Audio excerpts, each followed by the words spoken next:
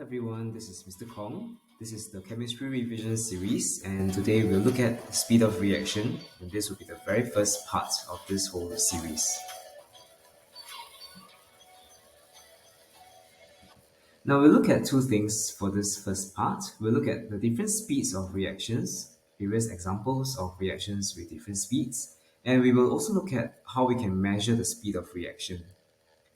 Now, reactions really take place at different speeds. Some are definitely faster than others, and an example of a very fast reaction will be that of fireworks. You notice during those celebrations when fireworks just explode in the sky, you realize that they only take maybe a second or two. They stay in the sky for a second or two, but the reaction in which they combust, okay, that the very reaction of explosion or bursting into colors, that's a very fast reaction. Some reactions, however, are moderately fast. Examples include baking or cooking. They take some time, but not that fast until it's almost instantaneous, but also not that slow until it is slow, like rusting as in process. So you notice that reactions really take different, they have very different speeds in that sense, and these are three examples of reactions, okay, of the different speeds of reactions. Now, therefore, we want to measure speed of reaction because we really want to know how we can keep track of all these reactions and how fast or how slow they take place. Now, there are two ways to do this. The first way is to understand, of course, that reactants, okay, they eventually produce the products, and therefore there are two ways to keep track of this particular speed of reaction. The first way is to focus on the product and is to find out the amount of the product that is obtained over time. And the other method is to find out the amount of reactant that is used up over time. And as I mentioned, in both ways, whether it's focusing on the product or the reactant, we definitely have to focus on these two against time.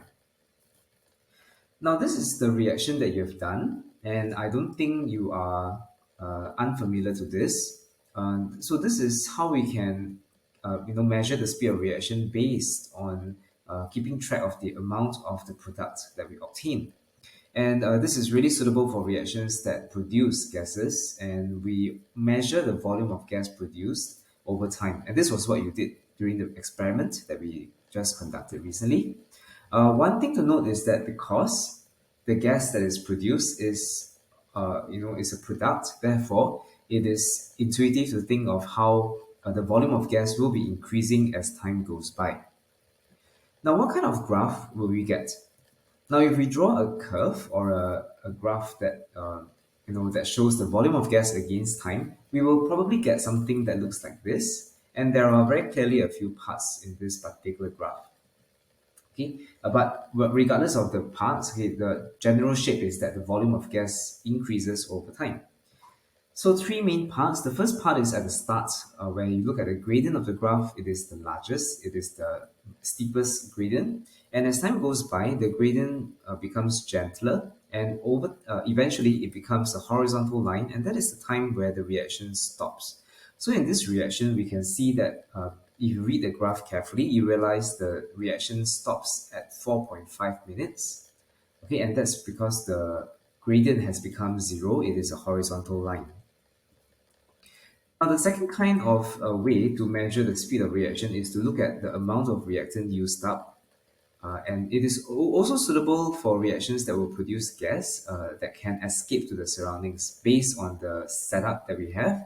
And the setup is going to look like this. And I underlined escaping of the gases to the surroundings because you notice in this setup, there is cotton wool there, and the cotton wool allows the gas that is being produced to escape to the surroundings. At the same time, it prevents the acid from spraying out of the conical flask. Therefore, it ensures that the mass of the reaction mixture is as accurately measured as possible. And again, you notice that the mass of the reaction mixture has to decrease over time because gas is being escaping to the surroundings.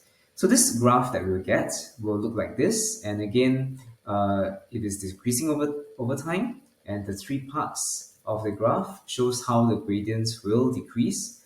And at 8 minutes, the reaction is complete. So this is a recap. I hope you enjoyed.